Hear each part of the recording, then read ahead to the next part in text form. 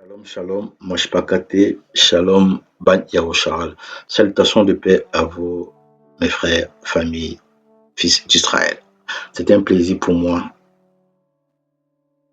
de me retrouver auprès de vous ici afin qu'on puisse aborder un sujet assez sensible.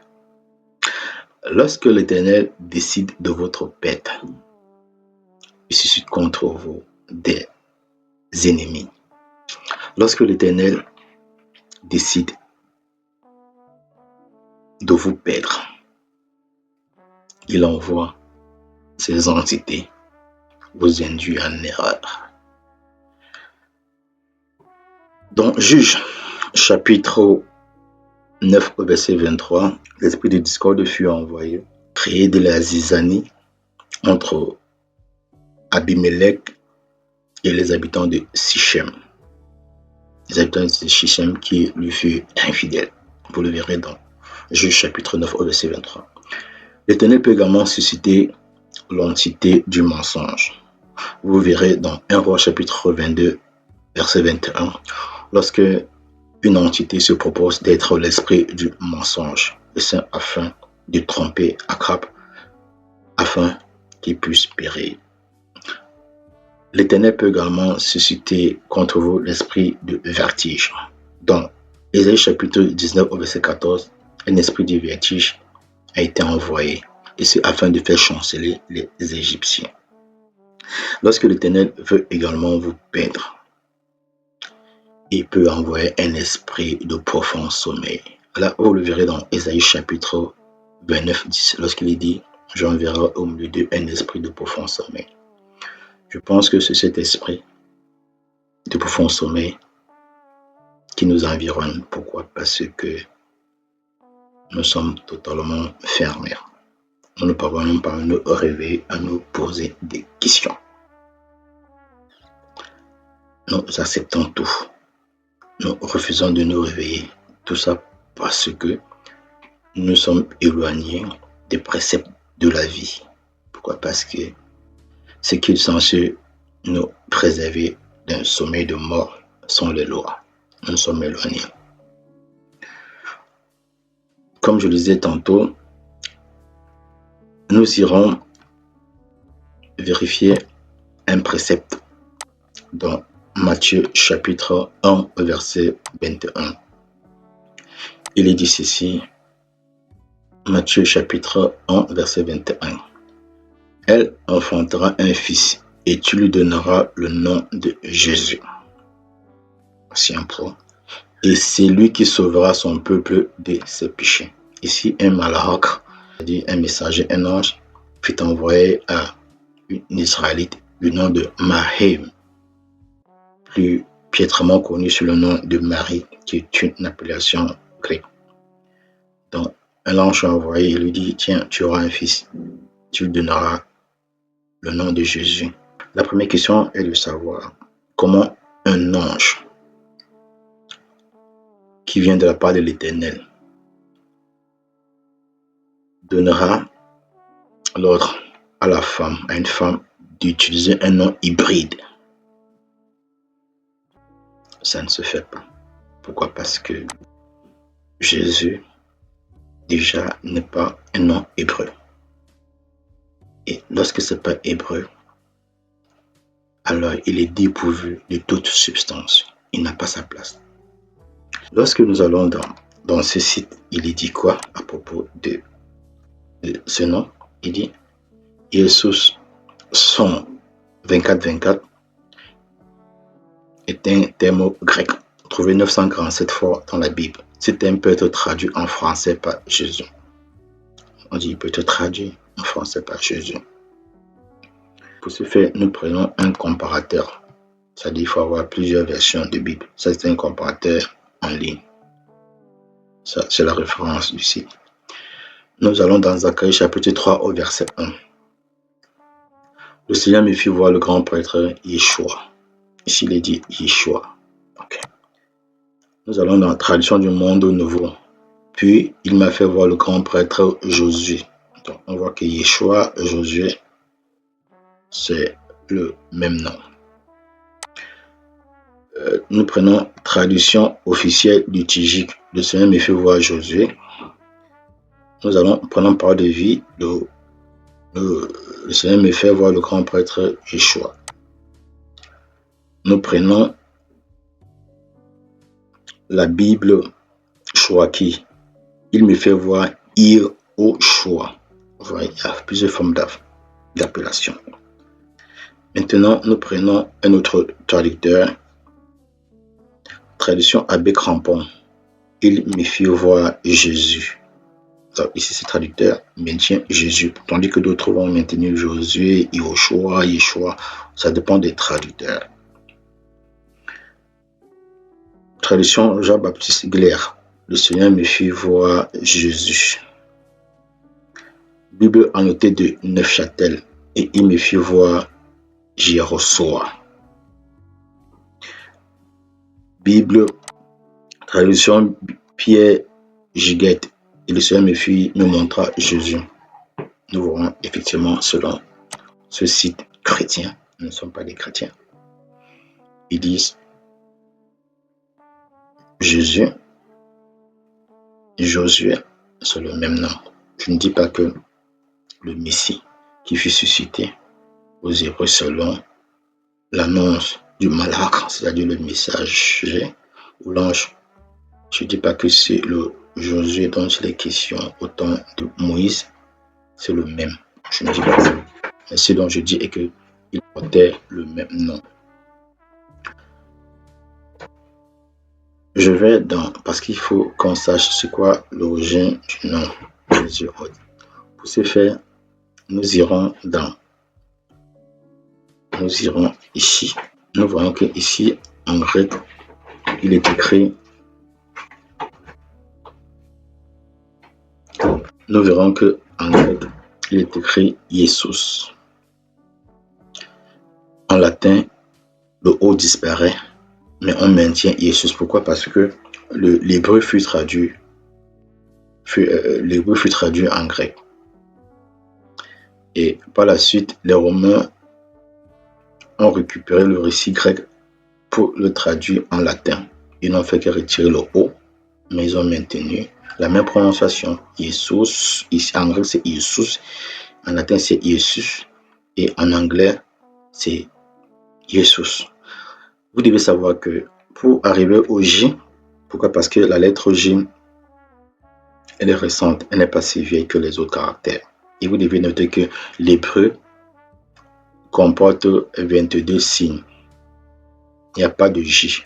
Il n'y a aucun mot qui a une consonne J qui a une prononciation. Ça n'existe pas. La lettre J n'existe pas. Et même en grec, la lettre J n'existe pas. Maintenant, en anglais, il fallait trouver un son. C'est d'où on a pris le I. On y a ajouté une cursive pour en faire le J. Et lorsque le J est mis sur pied, il remplace le I en début de mot. C'est pourquoi ici, en anglais, on a Jesus. Jesus, qui renvoie à Jesus, qui est grec, et qui envoie à Jesus. Jesus, grec, avec S, qui est un suffixe autre. Donc, voilà le processus qui a été mis en place pour qu'on puisse avoir ces noms, cette forme d'appellation couramment reconnue. Vous devez savoir que tout ça, c'est la même prononciation. Pourquoi? Parce que c'est comme retirer des pièces d'argent dans la poche gauche pour les ranger dans la poche droite. C'est le même pantalon. C'est-à-dire que c'est la même prononciation. Et cette prononciation n'a rien à y voir avec la prononciation hébreu. Pourquoi? Parce qu'en hébreu, un nom est porteur des messages. Beaucoup plus sur le plan prophétique, aussi sur le plan spirituel. Un nom n'est pas donné au hasard. Donc, venez croire que Jésus, c'est un nom hébreu. Ça fait problème.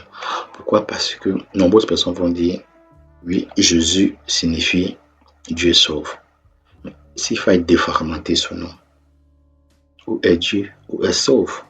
Pourquoi? Parce que déjà, ce dont vous devez savoir, c'est que l'hébreu est stable. L'hébreu est stable. L'hébreu, dans sa définition des mots, on n'a rien à y voir avec le grec. Nous, on prend un exemple très simple. Je reviens, vous verrez que si je vais dans ce site EMCI TV, vous verrez que vous tapez la recherche, vous tapez sauveur. Vous verrez qu'ils vont vous proposer ceci. Ils vous diront sauveur renvoie à l'astron 4990 qui est un mot grec. Donc c'est sauter. Sauter. En grec, sauveur signifie sauter. Mais par contre, si vous allez en hébreu, vous verrez, vous prenez le psaume 106 par exemple, 27, 21, peu importe, mais il faudrait que ce soit en hébreu. Vous verrez que sauveur, c'est dit Yasha. C'est dit Yasha. C'est ce qu'ils disent, vous voyez, c'est différent. En grec, on a sauter qui signifie envoie à sauveur, et en hébreu, on a Yasha. Je ne dis pas que cette forme d'hébreu est exacte et autre. Non. Nous verrons par la suite comment se faisait appeler le Messie en hébreu. Pour ce faire, je vais ouvrir cette page. Pourquoi? Parce que je vais reprendre le même verset de Nombre chapitre 13 au verset 16. Nous allons essayer de le lire sous cette forme d'écriture qui n'est pas très différente de l'hébreu ancien. C'est vrai que les caractères diffèrent un peu, mais c'est pas très différent. Nous allons commencer par cette partie qui nous intéresse. Pourquoi? Parce qu'après avoir lu, nous verrons comment s'écrit l'alphabet en hébreu et comment se prononce certains mots. Par la suite, vous pourrez prononcer et faire des combinaisons. Je vais dans ce précepte de Nombre chapitre 13 au verset 26. Il est écrit, je vais prendre ici, je vais commencer à partir de Moïse donna à Osée, fils de Nun, le nom de Josué. Ici, il est écrit de cette façon. Masha la Oshai ban Nun Yaoshai. Masha la Oshai ban Nun Yaoshai. Masha, c'est Moïse. La Oshai, c'est à Osée. Ban, c'est fils. Nun, c'est Nun. Et Yaoshai. Yaoshai signifie Yahoo sauve. Voilà le nom de Josué en hébreu tel que les Israélites l'appelaient. Ils n'utilisaient pas le nom Jésus, ils n'utilisaient pas Yeshua, ils n'utilisaient pas cette forme de prononciation autre. Ils utilisaient Yahushua. Ça signifie qu'ils reconnaissaient que c'est l'Éternel qui sauve. Pourquoi? Parce que vous verrez quelque chose. Je reviens dans le même précepte ici. On dit, c'est lui qui sauvera son peuple et ses péchés. Ce précepte-ci, cette partie du précepte, si ses origines du psaume 130 au verset 8, il est écrit, c'est lui qui rachètera Israël de toutes ses iniquités. C'est lui qui rachètera Israël de toutes ses fautes. Vous voyez, c'est la même lecture, la même compréhension. Et lorsqu'on remonte au verset 7 plus haut, Israël, attends-toi à l'Éternel, car auprès de l'Éternel est la bonté, et il y a rédemption en abondance auprès de lui. Ici, il est dit que c'est l'Éternel qui viendra racheter l'iniquité de son peuple. Et lorsqu'il vient racheter l'iniquité de son peuple, il ne vient pas en personne. Il envoie, il délègue. Il envoie. C'est-à-dire, il peut prendre un personnage disons, un ministre plénipotentiaire qui donne plein pouvoir, et c'est afin de le représenter. Mais il n'est pas dit que c'est lui. Mais on sait qu'au-dessus de tout, c'est lui qui sauve, qui délivre. Pourquoi? Parce que lorsque vous allez dans les livres de Maccabée, je vais prendre ce texte. Vous allez dans Maccabée, 1 Maccabée chapitre 4, verset 21. Il écrit ceci. Alors toutes les nations reconnaîtront qu'il y a quelqu'un qui rachète et sauve Israël.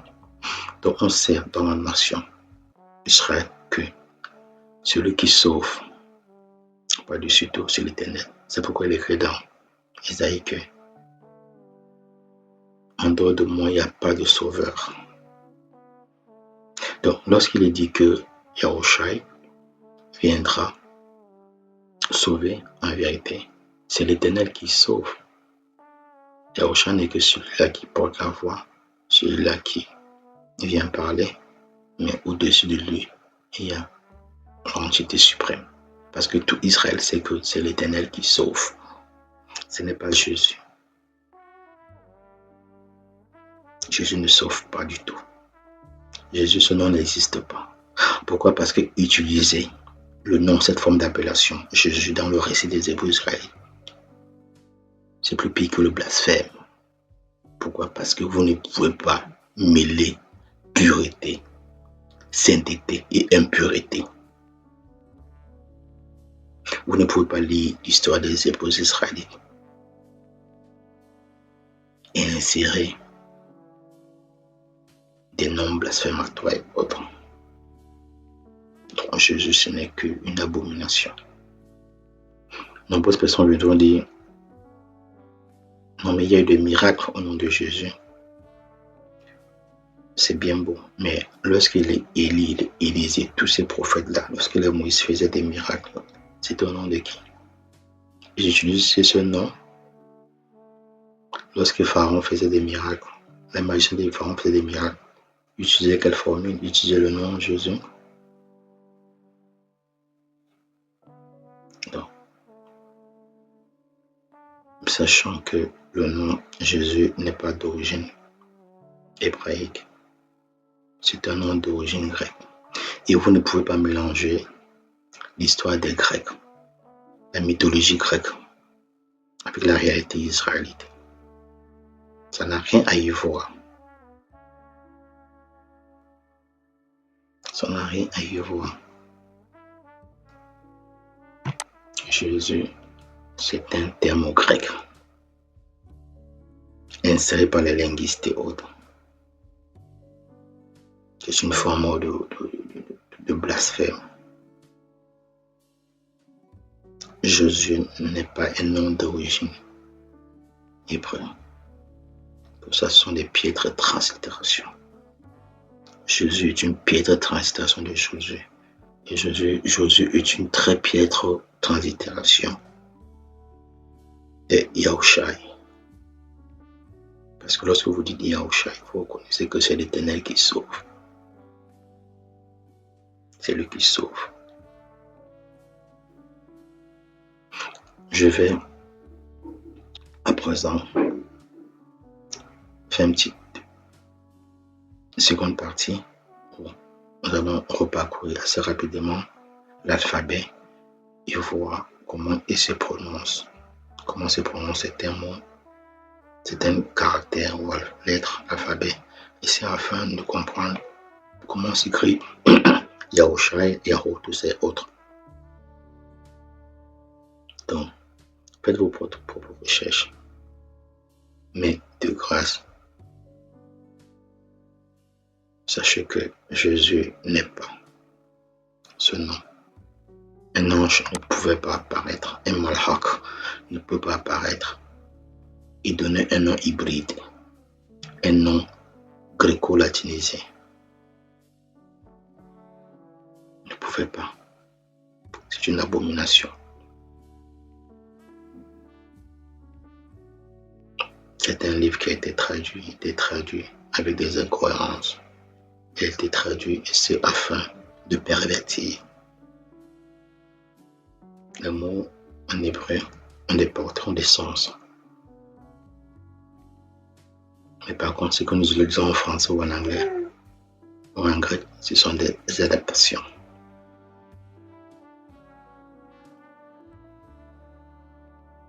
Ok, maintenant nous passons à la seconde phase qui est l'apprentissage des caractères hébreux.